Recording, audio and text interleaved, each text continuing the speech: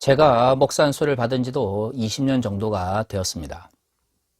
과거 전도사 시절부터 강도사가 되기까지 과거의 시간들을 돌이켜보면 참 교회에서 이벤트나 특별 행사를 많이 했던 것으로 기억을 합니다. 하지만 그때는 그 모든 것들이 당연한 것처럼 생각하고 받아들였습니다. 어디 저뿐이겠습니까?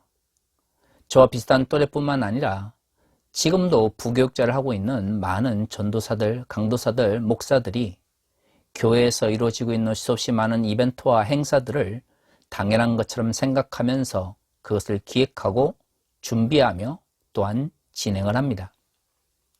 하지만 한편으로 보면 한국 교회처럼 이렇게 많은 이벤트와 행사가 돌아가는 교회가 있는지에 대해서 다시 한번 생각을 해보게 되죠. 모든 것이 그렇습니다. 특별한 집단이나 공동체 내에서 그것이 전부인 것처럼 생각하며 살아갈 때에는 불합리하고 부조리한 것마저도 너무나 당연한 것처럼 받아들여지지만 한 걸음 그 공동체와 집단에서 물러서서 객관적인 시선으로 혹은 제3자의 시선으로 그것을 바라보게 되면 정말로 그것이 그런 의미를 가지는 것인가에 대해서 다시 한번 생각을 하게 되죠. 독일에서의 10년 동안의 유학생활은 한국 교회에서 일어나고 있는 너무나 당연한 것처럼 받아들여지는 수많은 것들에 대해서 다시 한번 생각하게 되고 때로는 의문을 제기하게 되는 시간이었습니다. 그 중에서도 한국 교회의 수없이 많은 이벤트와 행사에 대해서 다시 한번 생각을 하게 됐죠. 물론 독일 교회라고 해서 종교적인 기념일이나 행사가 없는 것은 아닙니다. 하지만 한국 교회는 유독 정해진 교회 기념일을 제외하고도 특별 행사들이 너무나 많다라는 생각이 듭니다. 왜 그때는 그러한 것들을 너무나 당연한 것처럼 여겼을까요? 지난 2년 반 동안 코로나19라고 하는 팬데믹의 기간 동안 한국 교회는 대면 예배냐 비대면 예배냐를 가지고 심각하게 시민사회 영역과 대립하였습니다. 그 결과 한국 교회는 한국 사회로부터 신뢰를 상실하게 되는 결과를 얻게 된 것이죠. 왜 그토록 대면 예배에 집착했을까요? 저는 그 연장선상에서 한국 교회의 이벤트와 특별 행사에 대한 집착이 연결되어 있다고 생각을 합니다. 왜 그것을 하는지 우리는 스스로에게 물어보지도 않았고 또한 다른 사람들에게 그것에 대해서 이야기하지도 않았습니다. 왜 그랬을까요? 제가 볼 때에는 한국 교회가 가지고 있었던 성장지상주의에 대한 알 수 없는 맹신이 그 원인이었던 것 같습니다. 70년대와 80년대를 거쳐오면서 한국 교회는 성장이라고 하는 것이 너무나 당연한 교회의 존재 이유가 되어버렸습니다. 성장하기 위해서는 더 많은 사람들을 끌어모아야 됐고요. 더 많은 사람들을 끌어모으기 위해서는 이벤트나 특별 행사가 필요했던 것이죠. 일종의 마케팅 기법을 이용해서 얼마나 많은 사람들을 교회에 끌어모으냐가 얼마나 성공적인 목회를 하느냐로 이어지던 시대를 우리는 지나왔습니다. 물론 그러한 것들이 효과는 있었던 것 같아요. 한국교회의 급속한 양적 성장은 전 세계가 놀라울 정도였으니까 말이죠. 문제는 21세기 들어서 그러한 마케팅 기법을 이용한 한국교회의 급속한 성장이 오히려 한국교회를 몰락의 길로 내끌고 있다는 것입니다. 사실 한국교회의 쇠퇴에 대해서는 이런 근본적인 질문을 던져야 하는데요. 여전히 많은 대형교회 목사들은 팬데믹이라든가 존재하지 않는 가상의 적을 만들어서 그 책임을 돌리려고 합니다.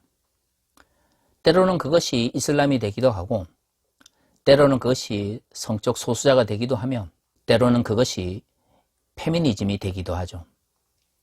중요한 것은 한국 교회의 몰락은 내적 부패와 존재 이유를 무색하게 하는 수없이 많은 악습들이 그 주 원인일 수밖에 없습니다. 그 모든 것들을 외면한 상태에서 만들어지는 가상의 이유들은 결코 한국교회를 몰락의 길에서 벗어나게 할 수 없는 것이죠.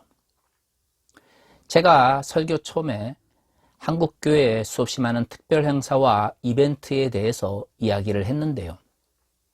저는 이러한 특별 행사와 이벤트들이 결국엔 한국교회의 본질적인 존재의 이유를 외면하게 만들었다고 생각을 합니다. 교회는 왜 존재하는 것일까요? 단순히 성장해서 수없이 많은 사람들을 교회에 끌어모기 위해서 존재하는 것이라면 그것은 교회가 아니라 종교성을 기반으로 하는 이익 집단일 수밖에 없습니다. 이단이니 사교니라고 하는 왜곡된 형태의 종교 집단 가운데서도 많은 사람들을 끌어모아서 교주나 종교 집단의 이익을 위하여 사람들을 착취하는 경우가 많이 있는 것이죠. 교회가 그들과 구별되기 위해서는 분명한 존재의 이유가 있어야 하며 그것은 사교 집단이나 이단들과는 다른 형태여야 합니다. 하지만 과연 한국교회가 지난 20-30년 동안 그렇게 교회 정체성을 올바르게 유지하면서 지내왔을까요? 제가 볼 때는 그렇지 않은 것 같습니다. 이것은 특별한 교회나 목사들의 문제는 아닙니다. 한국교회 성도들 역시도 교회의 정체성을 바르게 이해하지 못했기 때문에 생긴 문제인 것이죠. 오늘 교회 본문을 보면 바울이 고린도 교회를 향해서 심각한 비판을 제기하고 있습니다.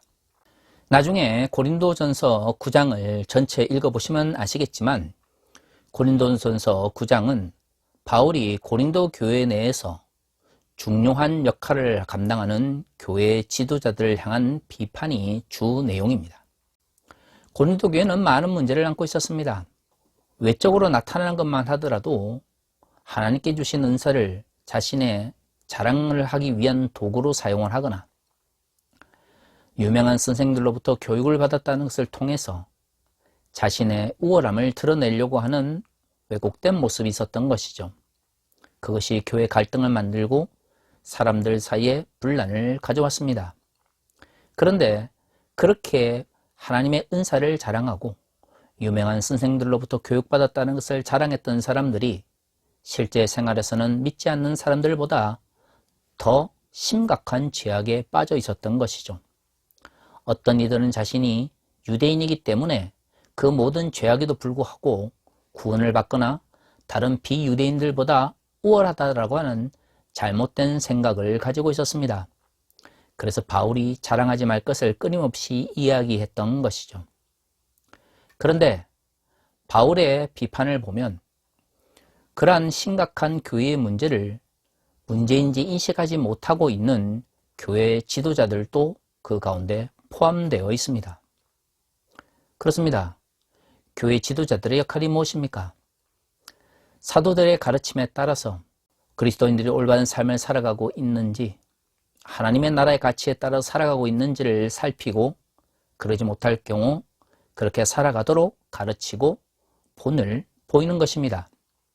그런데 이 9장 전체를 읽어보면 고린도 교회 내에서 지도자들 역시도 자신들이 마땅히 실천하고 살아가야 될 삶의 문제보다는 교회 내에서 자신들의 이권에 따라서 자신의 권리만을 주장했다는 것을 알 수가 있는 것이죠.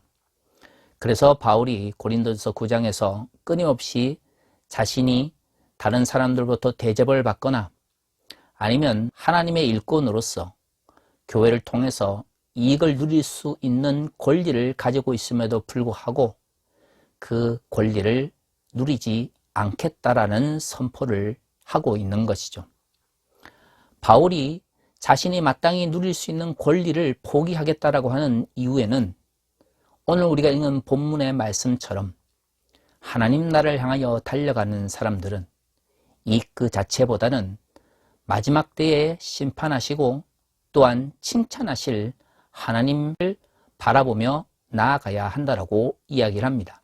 오늘 우리가 읽은 고린도전서 9장 25절을 보면 이기기 위하여 하나님 나라의 가치를 위하여 달려가는 사람들에게 절제를 요구하고 있는데요. 자신이 복음을 전파하고 나서 자신이 그 말씀대로 살아가지 못했기 때문에 그 복음부터 떨어져 나가지 않도록 하기 위해서 절제를 요구합니다. 고린도전서에서 말하고 있는 자랑과 그 반대편에 있는 절제와 인내는 상당히 신학적으로 중요한 이야기입니다. 단순히 내가 잘한 일이 있어서 칭찬받고 싶어서 자랑하는 것이 아니라 그 자랑이라고 하는 것이 신앙의 반대편에 있는 것이죠. 그 자랑 때문에 하나님 나라의 가치가 고린도 교회 내에서 이루어지지 않는 것입니다. 그렇죠. 하나님의 일을 하도록 하기 위해서 은사를 주셨는데 그것을 자랑거리로 만들었으니 하나님의 은사를 받은 사람들이 하나님 나라를 위해서 일을 했겠습니까? 복음을 듣고 교육을 받은 그 사람들이 좋은 선생님으로부터 교육을 받고 그래서 그의 삶을 하나님께 드려야 되는데 훌륭한 선생들로부터 교육을 받았다라는 것 자체를 자랑하는 사람들이 그 선생들의 가르침대로 살아가지 않았을 것은 분명한 것이죠. 이처럼 고린도전서에서 자랑은 하나님 나라의 가치를 왜곡하고 자랑의 말을 할 뿐 삶으로 실천되지 않는 과잉된 말에 대해서 이야기하고 있는 것입니다. 바울은 이러한 사람들을 비판하면서 절제와 겸손을 이야기하고 있는 것이죠. 고린도전서 9장이 중요한 것은 절제나 겸손이라고 하는 것이 그냥 헛된 말이 아니라 자신의 권리를 포기하고 그리고 하나님 나라의 가치를 위하여 끊임없이 달려나가는 삶의 모습을 말하고 있기 때문입니다. 사실 한국 교회를 보면 성장지상주의에 매몰되었던 많은 목사들이 끊임없이 교회 성장을 위해서 자신의 부교육자들을 착취하면서 특별 행사와 이벤트를 종용해 왔습니다. 그렇게 마케팅 기법을 이용한 다양한 행사들이 교회를 성장시킬 수 있다고 생각을 했던 것이죠. 재밌는 것은 이렇게 한국 교회가 성장하는 모델이 과거 한국의 재벌들이 종업원들과 직원들을 착취하면서 성장했던 모델과 크게 다르지 않다라는 것입니다. 제가 한국 교회에 수없이 많은 특별 행사와 이벤트를 비판하는 이유가 바로 여기에 있는 것이죠. 많은 이벤트를 한다, 많은 행사를 한다라고 하는 것이 단순히 교회가 절기에 따라서 그 존재의 의미를 되새기기 위해서 하는 그러한 행사나 일이 아니라 마케팅 기법에 종속되어 재벌이 직원들과 노동자들을 착취하는 방식으로 한국 교회가 그리고 담임 목사들이 부교육자들과 그리고 성도들을 착취하면서 한국 교회의 성장을 이루었던 것입니다. 그래서 많은 이벤트를 하고 행사를 할수록 교회는 성장했을지 모르지만 점점 교회의 정체성을 상실하게 된 것이죠. 그렇게 30년의 시간이 지나왔습니다. 그리고 21세기를 맞이하게 됐죠. 교회는 비대해졌고 외형적으로는 커졌을지 모르지만 한국 교회는 더 이상 교회로서의 정체성이 아니라 종교성을 기반으로 하는 이해관계에 집착하는 종교 집단으로 전락하게 된 것입니다. 그래서 교회에서 목사에 대한 평가나 그리스도인의 평가도 왜곡된 것이죠. 얼마만큼 말씀을 실천하며 자신이 설교하고 전파한 말씀대로 살아가는 목사냐가 아니라 얼마만큼 말을 잘해서 얼마만큼 마케팅 기법에 있어서 다른 사람들을 잘 설득할 수 있는 목사냐가 더 중요해진 것입니다. 그러다 보니 목사의 삶과 실천적 행위보다는 얼마만큼 설교를 잘하고 얼마만큼 분변이 뛰어나냐가 훌륭한 목회를 하는 목사의 평가 기준이 되어버렸던 것이죠. 목사는 삶이 없습니다. 언변만 뛰어나고 그리고 다른 사람들을 설득할 수 있는 설득의 기술만이 있죠. 이런 사람들이 교회를 성장하기 위해서 필요한 것이 무엇입니까? 많은 이들이 교회에 와서 자신의 이야기를 듣는 것입니다. 그러다 보니 더 많은 이벤트, 더 많은 특별 행사가 필요했던 것이죠. 기도도 그냥 기도를 하면 안 되고 특별 새벽 기도를 해야 되고 말씀도 그냥 들으면 안 되며 특별 부흥회를 해야 되고 뭐든지 특별해야 됩니다. 하지만 사람의 건강도 마찬가지죠. 어떤 일을 하다 보면 날씨가 좋아서 등산을 할 수도 있고 또한 휴가를 가서 오랜 동안 수영을 할 수도 있습니다. 하지만 평소에 그 사람이 운동이나 아니면 정기적인 건강관리를 통해서 몸을 제대로 만들어 놓지 않았다면 특별한 행사나 아니면 특별한 활동들이 오히려 그 사람의 건강을 해치게 되는 것이죠. 만약 어쩔 수 없이 계속해서 등산을 하거나 수영을 한다고 해봅시다. 평소에 그 사람의 건강이 좋지 못한 상태에서 무리하게 특별 산행을 하거나 특별 수영을 한다면 그 사람의 건강은 결국 해치게 될 것입니다. 한국교회도 마찬가지입니다. 과연 한국교회의 기반이 되는 얼마만큼 말씀대로 살아가고 말씀을 실천하느냐, 또한 성경의 말씀을 얼마만큼 깊이 있게 묵상하고 성찬하고 있느냐라고 하는 일상의 신앙의 모습은 사라져버린 상태에서 끊임없이 일주일에 몇 번씩, 한 달에 몇 번씩 반복해서 이어지는 특별 행사와 그리고 특별 이벤트를 통해서 교회의 신앙생활이 이어진다면 교회가 양적으로 성장한다 할지라도 그곳에 모이는 성도들은 건강을 상실하는 것처럼 신앙의 왜곡이나 아니면 종교 중독에 빠질 수밖에 없는 것입니다. 바울이 말하고 있는 것도 마찬가지입니다. 본인이 절제를 이야기하면서 하나님 나라를 위하여 달려가는 선수로 자신을 묘사하고 있는데요. 이를 위해서 바울은 스스로 자신이 누릴 수 있는 권리와 이권을 내려놓습니다. 그것이 고린도전서 9장에서 말하고 있는 것이죠. 그것이 바울이 말하는 절제고 그것이 바로 바울이 말하는 겸손입니다. 자랑이라고 하는 것은 결국 자신이 누려야 되는 이권과 자신이 누리고 싶은 기득권을 마음껏 누리면서 절제하지 않고 하나님 나라를 향하여 달려가지 않는 사람들을 또 표현하는 삶의 행태인 것이죠. 저는 한국 교회가 너무나 말이 과잉이 되고 있다고 생각을 합니다. 말의 과잉은 결국 실천을 상실하게 되는 것이죠. 그리고 그것은 강제와 억압의 문제로 나가게 됩니다. 예를 들어 한국 교회에서 용서란 말이 얼마만큼 자주 선포됩니까? 때로는 피해를 당한 사람들에게도 그들의 눈물을 닦아주기보다는 용서를 강요하는 경우도 있습니다. 하지만 성경에서 말하는 용서는 굉장히 어려운 것이며 또한 삶의 깊은 성찰과 그리고 실천을 통해서 표현되어지는 것입니다. 섣불리 용서를 이야기하고 섣불리 타인을 이해할 것을 이야기한다는 것은 그만큼 용서에 대한 과잉된 말들이 나돌아다니는 것이죠. 존 글렌과 폴라 샌드포드가 쓴 용서를 선택하기라는 책에는 이런 구절이 있습니다. 지혜를 얻을 목적으로 시련과 어려운 시기를 통해 배운 교훈을 되새길 필요는 있지만 계속해서 빚을 지우려는 욕구를 품어서는 안 된다. 많은 사람들이 짐짓 생색내듯이 용서를 해주고서는 머릿속엔 상처 준 일의 목록을 여전히 간직하고 있다.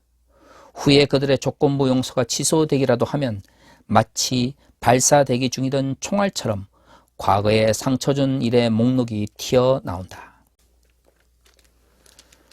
용서가 쉬운 것이라면 왜 성경에서 그리스도인들의 중요한 덕목 중에 하나로 용서를 언급했겠습니까? 인간에게 용서란 그렇게 쉬운 것이 아닙니다. 그래서 끊임없는 자신의 성찰과 자신의 삶을 돌아보는 과정이 필요한 것이죠. 그리고 그 신앙의 성숙이 이루었을 때에 용서라고 하는 행위가 나오게 되는 것입니다. 하지만 한국교회에서 용서는 너무나 과잉된 말로서 선포되고 있죠.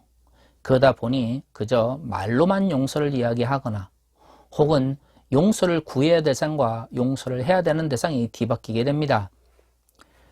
그러다 보니 많은 사람들이 용서를 입에 언급하지만 제대로 된 용서를 하지 못하는 경우가 많아지게 되는 것이죠. 그래서 어떻게 됩니까?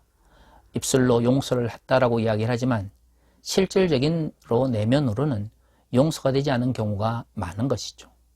용서가 아니라 어쩔 수 없는 억압에 의해서 참다 보니까 결국에는 내면적으로 마음이 망가지고 또 정서적으로 부패하면서 결국 제대로 된 용서가 이루어지지 않는 것입니다. 용서란 끊임없는 성찰과 타인에 대한 공감을 통해서 이루어지는 것입니다. 그래서 용서를 강요할 것이 아니라 용서할 수 있도록 성도들을 가르치고 그들의 삶을 돌아보게 해야 되는 것이 목회자의 역할인데요. 교회가 성장지상주의에 빨려들어서 그저 담임 목사의 말대로 특정한 이벤트나 행사를 통하여 끊임없이 성장을 하여 나아가는 것이 교회의 존재 의미가 되다 보니까 교회의 분란을 잠재우기 위해서 강제적으로 용서를 강요하기 시작했죠. 그러다 보니 진정한 용서가 아니라 어쩔 수 없는 종교적 권위에 종속되어 억압받음으로써 참고 누르다 보니 결국엔 작은 문제로 인하여 다시금 갈등이 분출되는 경우가 한국교회에 많이 있습니다. 그러다 보니 또 그 문제를 덮기 위해서 더 큰 종교적 권위를 요구하게 되고 그리스도인들에게 어떤 삶을 살아가느냐, 목사가 자신이 설교하는 것을 실천하고 있느냐 보단 얼마만큼 종교적 권위에 내세워서 카리스마적인 지도력을 표현하느냐가 목회자에게 중요한 덕목이 되어버렸습니다. 그리고 실질적으로 그런 목사들이 지난 30년 동안 한국교회를 대형화로 이끌었던 것이죠.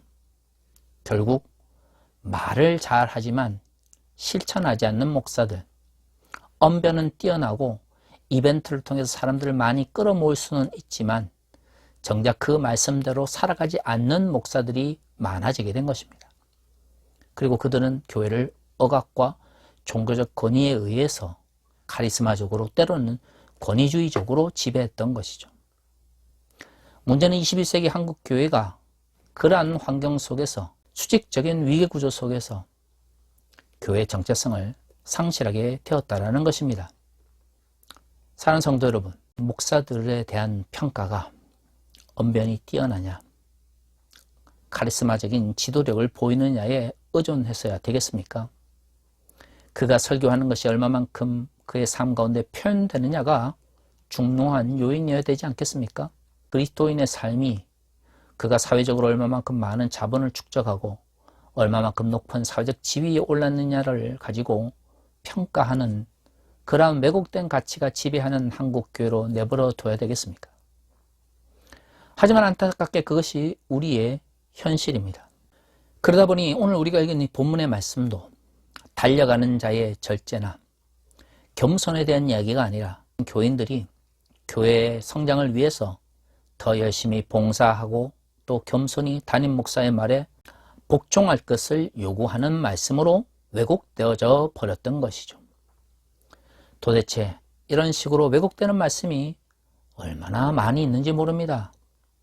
그렇게 말씀을 왜곡하고 그럼에도 불구하고 아멘하는 한국 교회가 과연 건강한 교회로 바로 설 수 있었겠습니까? 저는 그런 의미에서 한국 교회의 몰락과 부패는 너무나 당연한 결과라고 생각을 합니다. 이제는 달라져야 됩니다. 한국 교회가 더 이상 특별 행사나 이벤트에 의존해서 성장을 향해 달려가는 왜곡된 목회의 환경을 버려야 합니다. 얼마만큼 언변이 뛰어나냐가 아니라 얼마만큼 자신이 말하는 것을 실천하느냐를 가지고 그 목회자의 삶이 평가되어야 합니다. 여러분, 불과 20년 전의 대형교회 목사들 중에 지금 존경받거나 또한 사람들이 기억하는 목사가 몇이나 있습니까? 지금 대형교회 목사들이 앞으로 10년 후에도 여전히 존경받고 그리고 다음 세대 그리스도인들로부터 칭송을 받을 수 있을까요? 저는 절대 그렇지 않다고 생각을 합니다. 결국 그리스도인의 삶은 그가 얼마만큼 하나님의 말씀을 실천하며 살아가고 그가 말한 것을 얼마만큼 그의 삶 가운데 실행하며 살아가느냐를 가지고 평가받게 될 것입니다. 목회자들의 삶도 마찬가지입니다.